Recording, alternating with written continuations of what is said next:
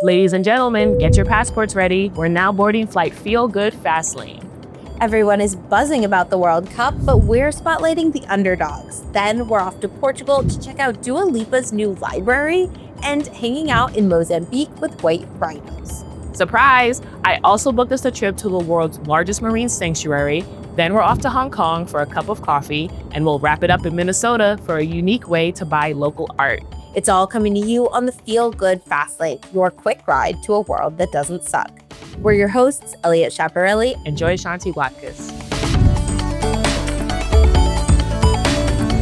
I love an underdog story, but when it comes to the FIFA World Cup, apparently a Cinderella run can do more than warm hearts and excite fans. Win or lose, when underdogs shine on the world stage, their countries get an economic win. For example, in 2018, Croatia made it all the way to the final of the World Cup. Their tourism minister said visitors to the tourist board's website rose 250% during that final match. And they saw a serious increase in tourist dollars the year after the tournament. This year, I hope Cabo Verde sees a similar windfall. They've made headlines as the smallest nation to ever make it to the knockout stages of a World Cup. And they made big headlines with an impressive performance against Argentina and football legend Lionel Messi. The small nation is made up of volcanic islands off the coast of Africa. And I can tell you, it looks pretty fantastic for a beach vacation. Social media says searches for Cabo Verde beach vacation have already spiked. What do you say, Joy Ashanti? Should we pack our bags? My bags stay packed for a beach vacation. I love the ocean. That's why this next story caught my eye. So last year, French Polynesia officially announced the creation of the world's largest marine protected area. Fast forward to today, that area is expanding by 30%. It's now about 2 million square miles. With this expansion, the ocean in this area extends the ban on seabed mining and industrial fishing. It protects water around more than 100 islands and the sea creatures within. So about 20 shark species, 3 sea turtle species, coral, and over 1,000 species of fish. This protected area does allow artisanal fishing zones for locals, but it's limited to single pole and line catching, and fishing boats can be no longer than 39 feet. The president of French Polynesia hopes this inspires other countries to better manage their relationships with the ocean. Back to Elliot with a story about a pop star. Actually, let's just say it's one for the books.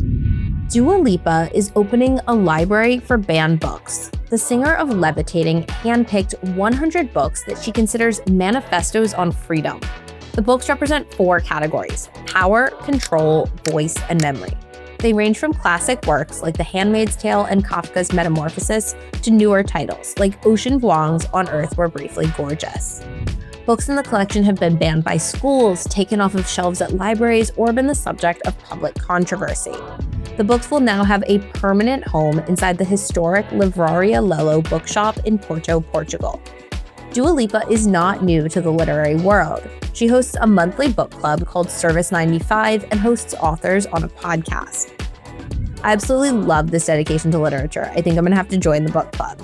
But for now, back to Joy Ashanti for a story about a different kind of dedication. I love coffee, almost as much as I love ambition. While in Hong Kong, Ringo Lam, a former tech entrepreneur turned coffee roaster, is combining both. Their goal was to grow quality coffee beans in a metropolitan area. Now, there's this region called the Coffee Belt. It's about 25 degrees north and south of the equator. And within this area, high altitude trees grow and boost flavor and complexity in coffee beans. Now, Hong Kong sits about 22 degrees north of the equator, but they lack the recommended altitude to give the beans that complex flavor that you find in most coffees. Well, during a trip to Panama, Ringo studied how the coffee industry works and returned to Hong Kong with about 100 coffee seeds. He was determined to prove that high altitude isn't a requirement. So 30 minutes from Hong Kong is Lantau Island, where he worked with farmers to plant the seeds. Out of the 100 seeds, 80 of them grew on the island. Fast forward to today, 25 farmers on the island nurture about 400 coffee trees. According to an article in CNN, the coffee beans produced a smooth taste. Traditionally, tea is the go-to caffeine choice in Asia, but over the past decade, coffee and cafes have been on the rise in Hong Kong. I hope this homegrown coffee soon becomes a city favorite. Back to Elliot with a classic feel-good animal story. Mozambique's Zinave National Park is roaring back to life. It just welcomed 7 female white rhinos who will contribute to the park's rhino breeding program. Decades of civil war wiped out much of the wildlife in the area, but over the past 10 years, extensive rewilding efforts have turned the park into an abundant nature preserve. Zinave is becoming Mozambique's poster child for rewilding. Species that have been reintroduced include black rhinos, zebras, African savanna elephants, leopards, and spotted hyenas. So far, black rhinos in Zinave have produced 5 healthy calves. Careful planning and preparation have already begun for the next decade of conservation in Mozambique.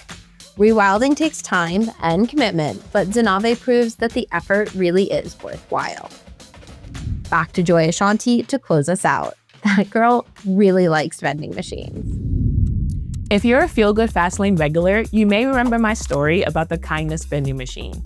Well, at a bookstore in Minneapolis, Minnesota, there's another vending machine, but this one sells mini versions of art for just $1. Here's how it works. You put 4 quarters in the machine, spin a tiny wheel, and out comes a small envelope with a mini version of art from a local artist. It was launched in October 2025 by Lillian Lazoun, also known online as One Tired Artist. Each row in the machine features work from a different artist and is restocked every month with different contributors.